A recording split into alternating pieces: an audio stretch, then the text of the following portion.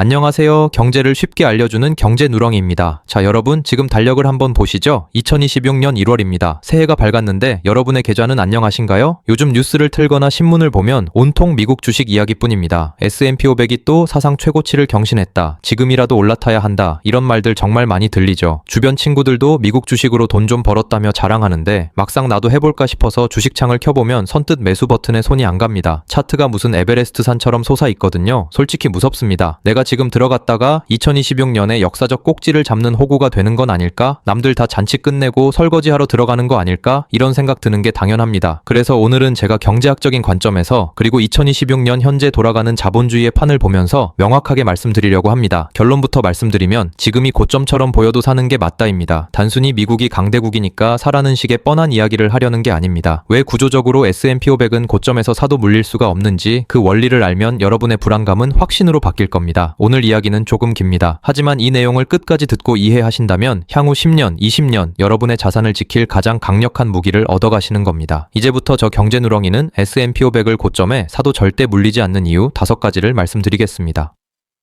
첫 번째로 이야기할 건 우리가 느끼는 가격의 착시, 그 실체에 대한 겁니다. 1971년 미국의 닉슨 대통령이 달러를 금으로 바꿔주지 않겠다고 선언한 이후 전 세계의 화폐 시스템은 근본적으로 바뀌었습니다. 정부와 중앙은행은 경기를 부양하거나 위기를 막기 위해 끊임없이 돈을 찍어냅니다. 시중에 돈이 많아지면 어떻게 될까요? 당연히 돈의 가치는 떨어지고 실물 자산의 가격은 오르게 됩니다. 이걸 우리는 인플레이션이라고 부르죠. 예시를 하나 들어보겠습니다. 여러분 오늘 점심 뭐 드셨나요? 저는 뜨끈한 순대국밥 한 그릇 했습니다. 그런데 계산하면서 메뉴판을 보니까 새삼 놀랍더라고요. 요즘 국밥 한 그릇에 얼마죠? 서울 시내 웬만한 곳은 이제 12,000원, 13,000원 합니다. 조금 유명하다 싶으면 15,000원도 받아요. 불과 10년 전만 해도 어땠습니까? 주머니 가벼울 때 6,000원, 7,000원이면 배불리 먹을 수 있는 게 국밥이었습니다. 더 몇십 년 전으로 거슬러 올라가면 500원이었던 시절도 분명히 있었습니다. 그런데 지금은 서민 음식이라고 부르기 민망할 정도로 가격이 올랐습니다. 자, 여기서 질문 하나 드려보겠습니다. 국밥의 퀄리티가 10년 전보다 2배 좋아졌나요? 돼지고기가 갑자기 1등급 한우로 바뀌었나요? 아닙니다. 국밥은 그대로인데 가격표의 숫자만 바뀐 겁니다. 이걸 보고 우리는 물가가 올랐다고 말하지만 경제학적으로 정확하게 표현하면 현금의 가치가 쓰레기가 되고 있다는 뜻입니다. 자본주의 시스템은 태생적으로 돈을 계속 찍어내야만 굴러가는 구조입니다. 특히 기억나시죠? 지난 2020년 팬데믹 때 그리고 최근 몇 년간 경기 부양한다고 정부가 푼 돈들이 지금 시중에 넘쳐 흐르고 있습니다. 돈이 흔해지니 돈값이 떨어지고 반대로 실물 자산인 국밥 가격은 오르는 겁니다. 주식도 마찬가지입니다. S&P 500 지수가 사상 최고가라고요? 그건 기업들의 가치가 폭발한 것도 있지만 절반은 달러라는 화폐의 가치가 녹아내린 결과입니다. 국밥 가격이 12,000원이 됐다고 해서 너무 비싸니까 가격 떨어지면 먹어야지 하고 굶는 사람 없잖아요. 앞으로 2030년이 되면 국밥은 2만 원 될 겁니다. S&P 500도 똑같습니다. 지금 비싸 보이죠? 5년 뒤, 10년 뒤에 보면 지금 가격은 다시 오지 않을 박앤세일 가격일 확률이 매우 높습니다. 자본주의가 망하지 않고 돈을 계속 찍어내는 한 실물 자산인 우량 기업의 주가는 우상향할 수밖에 없는 강제적 구조를 가지고 있습니다. 그러니까 지금의 고점은 기업의 거품이 아니라 화폐 가치 하락의 증거라고 보는 게 맞습니다.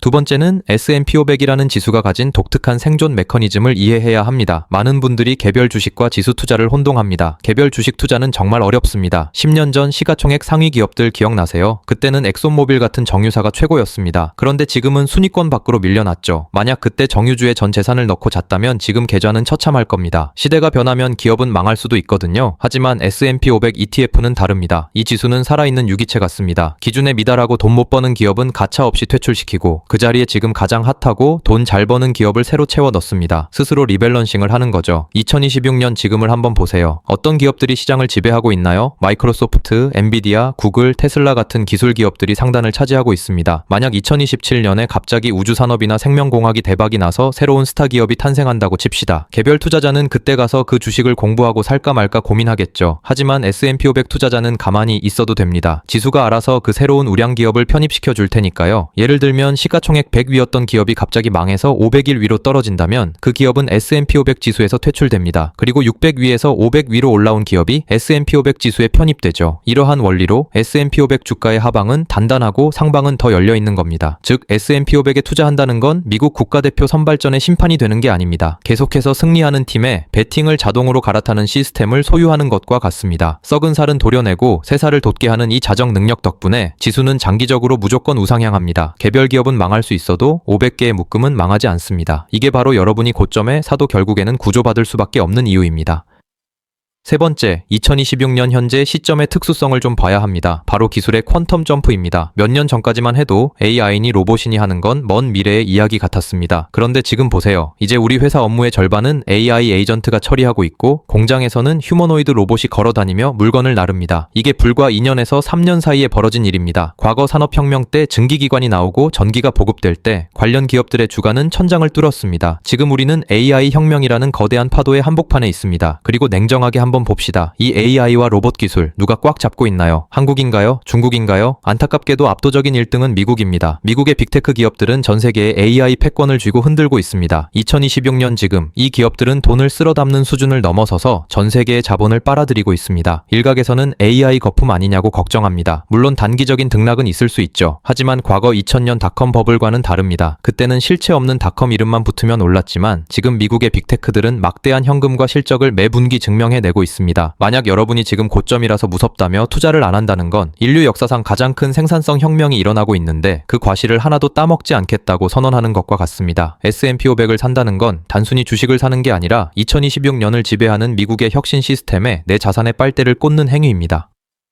네 번째, 그래도 불안한 여러분을 위해 최악의 시나리오를 한번 써보겠습니다. 이론적으로 우상향하는 건 알겠는데 내가 사자마자 2008년 금융위기 같은 게 와서 반토막 나면 어쩌냐? 이게 제일 걱정되시죠? 실제로 그럴 수 있습니다. 주식시장에 100%는 없으니까요. 데이터로 검증해 봅시다. 만약 여러분이 정말 운이 없어서 2026년 최고점에 몰빵을 했다고 칩시다. 그리고 다음 달에 주가가 30% 폭락합니다. 계좌가 파란불로 뒤덮이겠죠? 마음이 찢어질 겁니다. 하지만 여러분이 거치식이 아니라 적립식으로 매달 월급의 일부를 떼어 샀다면 이야기가 완전히 달라집니다. 주가가 폭락했다는 건 무슨 뜻이죠? 세일 기간이라는 겁니다. 똑같은 100만 원으로 지난달엔 한 주 샀는데 이번 달엔 1.5주를 살 수 있습니다. 주가가 떨어질 때 수량을 잔뜩 모아두면 나중에 시장이 회복할 때 수익률은 기하급수적으로 폭발합니다. 자본주의 역사상 시장은 반드시 전고점을 돌파하고 회복해 왔습니다. 이걸 코스트 에버리징 효과라고 하죠. 역사적으로 가장 끔찍했던 1929년 대공황, 2000년 닷컴 버블, 2008년 금융위기, 그 어떤 고점에 들어갔더라도 매달 꾸준히 산 사람은 결국 은행 이자의 몇 배가 넘는 수익을 챙겨서 나왔습니다. 오히려 폭락장은 장기 투자자에게는 공포의 시간이 아니라 자산 증식의 축복입니다. 많은 초보자분들이 착각하는 게 있습니다. 투자의 수익은 싸게 사서 비싸게 파는 것에서 온다고 생각합니다. 하지만 적립식 투자의 수익은 쌀 때 많이 모아둔 수량에서 옵니다. 고점에 시작해도 상관없습니다. 떨어지면 더 많이 모으면 되니까요. 이 마인드셋만 장착하시면 고점 매수는 전혀 두려울 게 없습니다. 다섯 번째로 이야기하고 싶은 건 투자를 하지 않는 것의 위험성입니다. 많은 분들이 주식은 위험하고 현금은 안전하다고 생각합니다. 더 나아가서 은행 예금에 넣어두면 원금은 보장되고 예금도 주니까 마음이 편할 겁니다. 하지만 이건 엄청난 착각입니다. 앞서 말씀드린 국밥 이야기를 다시 떠올려 보세요. 10년 전 1억 원으로 살 수 있는 국밥 그릇수와 지금 1억 원으로 살 수 있는 국밥 그릇수가 같을까요? 현금은 가만히 둬도 매년 2%에서 3%씩, 요즘 같은 고물가 시대에는 4%에서 5%씩 녹아내리는 얼음과 같습니다. 은행 이자가 그걸 메워주는 것 같지만 세금 떼고 물가 상승률 감안하면 사실상 마이너스거나 본전치기입니다. 많은 분들이 잘 모르시는 게 있는데 은행은 봉사기관이 아니라 이익을 추구하는 사기업입니다. 물가 상승률보다 예금 이자가 훨씬 높다면 이건 은행이 추구하는 사익과는 거리가 멀어지게 되는 것입니다. 은행은 당신의 구매력을 향상시켜주지 않습니다. 현금을 들고 있거나 또는 예금, 적금에 몰빵을 한다면 아무런 변동성 없이 아주 확실하게 그리고 천천히 가난해지는 길을 선택하는 겁니다. 반면에 S&P 500은 변동성이 있습니다. 오르락내리락 하죠. 하지만 장기적으로는 인플레이션을 해지하고 기업의 성장 과실까지 가져다 줍니다. S&P 500에 속해 있는 회사들은 여러분이 투자한 돈으로 공장을 짓거나 AI를 개발해서 열심히 이익을 남기고 그 이익이 다시 S&P 500의 주가 상승으로 돌아오게 됩니다. 그렇기에 당장의 계좌 평가액이 출렁거리는 게 무서워서 확실하게 구매력이 떨어지는 현금을 붙들고 있는 건 경제학적으로 봤을 때 가장 위험한 도박입니다. 지금 주가가 높아서 사기 무섭다고요? 현금을 들고 있는 건 더 무서운 일이라는 걸 깨달아야 합니다. 자산을 지키기 위해서라도 투자는 선택이 아니라 생존을 위한 필수 조건입니다.